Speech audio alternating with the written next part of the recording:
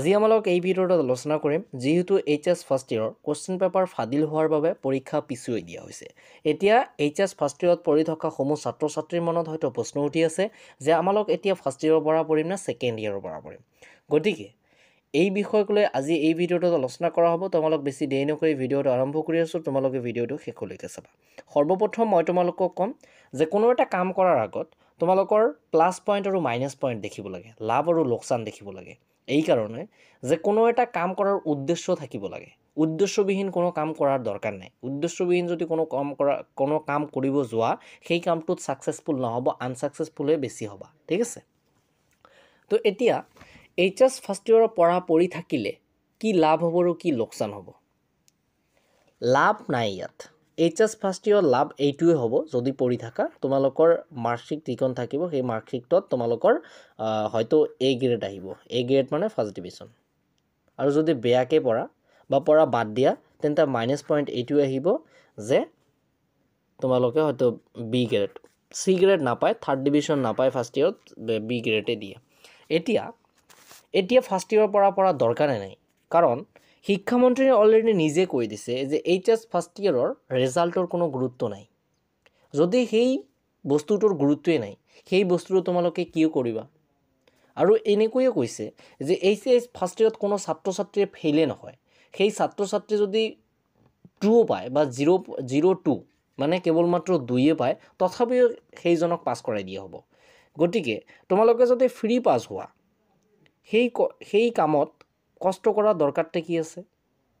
সেই কামটো যদি এনেই তোমালোকে পোৱা বা তোমালোকৰ যিটো প্ৰাপ্য সেইটো তোমালোকে এনেই পাই আছা, গতিকে সেই চৰকাৰী যেনেকুৱা আঁচনি কোনোবা এজন মানুহে মাহৰ অন্তত 1200 টকা পায়, যেনেকৈ অৰুণোদয় দি আছে 1200 টকা পায়। গতিকে তেওঁ বহি থাকি 1200 টকা পাই আছে, গতিকে তেওঁৰ কিবা কাম কৰাৰ দৰকাৰ আছেনে? দৰকাৰ নাই, কিন্তু 1200 টকা তেওঁ এনেই পাব। গতিকে সেই কথাটোৱে, যদি কোনোবা এটা বস্তু তোমালোকে ফ্ৰীয়ে পোৱা, গতিকে সেই বস্তুটোৰ প্ৰতি তোমালোকৰ কষ্ট কৰাৰ কোনো দৰকাৰ নাই। গতিকে মোৰ হিচাপত তোমালোকৰ ছেকেণ্ড ইয়াৰৰ পৰা আৰম্ভ কৰাটো বহুত বেষ্ট হ'ব। কাৰণ কি, তোমালোকে ছেকেণ্ড ইয়াৰৰ অলৰেডি তোমালোকে টাইম কম পাবা, কাৰণ তোমালোকৰ 6টা ছাবজেক্ট লোৱা আছে। ইয়াৰ ভিতৰত 6টা ছাবজেক্টে পঢ়িব লাগিব, কিন্তু ৰেজাল্ট দিব তোমালোকৰ 5টা ছাবজেক্টৰ মাৰ্কৰ। তাৰপিছত এতিয়া এইখন কি মাৰ্চ অলৰেডি গ'লে।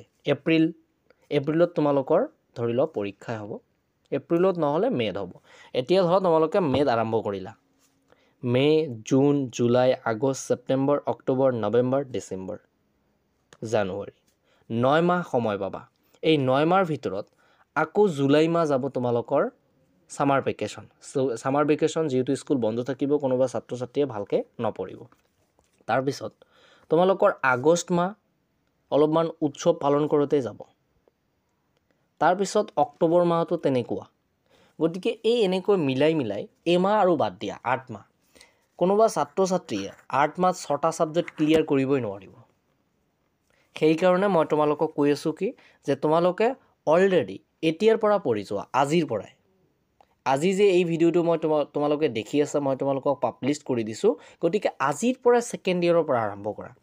গতিকে কথা এইটোৱে আহে যে ছেকেণ্ড ইয়াৰৰ পৰা আৰম্ভ কৰিব লাগে।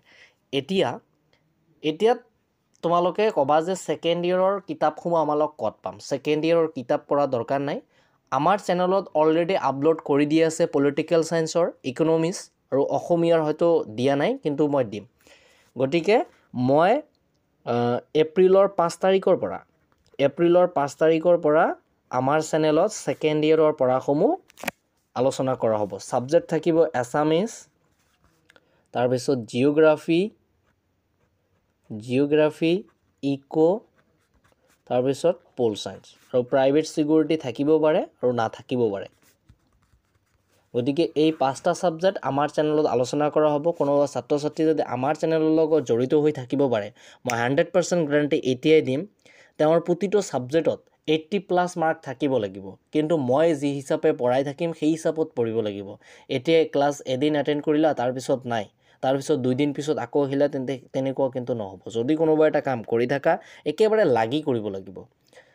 যদি কোনোবা কামৰ প্ৰতি তোমালোকে একেবাৰে উদ্দেশ্য ভালকৈ থাকে বা তোমালোকে কষ্ট ভালকৈ কৰা বা হাৰ্ড ৱাৰ্ক কৰা তেন্তে সেই কামটো তোমালোকৰ হ'বই যেনেকৈ নহওক তেনেকৈ নহওক হ'বই গতিকে ছাত্ৰ ছাত্ৰীসকল তাৰিখটো মনত ৰাখা 5 এপ্ৰিল 5 এপ্ৰিলৰ পৰা আমাৰ চেনেলত ছেকেণ্ড ইয়েৰৰ পঢ়া-শুনা আপলোড কৰা হ'ব ঠিক আছে তো তোমালোকে আমাৰ চেনেলটো এতিয়া ছাবস্ক্ৰাইব কৰি ৰখা নেক্সট টাইমত তোমালোকৰ বহুত উপকাৰ হ'ব তোমালোকে আগৰ ভিডিঅ'বিলাকত কমেণ্ট বক্সত চেক কৰি দেখা যে কিমান কমন পৰিছে আৰু কিমান পৰা নাই আমাৰ চেনেলৰ পৰা যিবোৰ দিছোঁ মই গতিকে ছাত্ৰ ছাত্ৰীসকল আজিৰ ভিডিঅ'টো তোমালোক ইয়াতে সমাপ্ত কৰিলোঁ ধন্যবাদ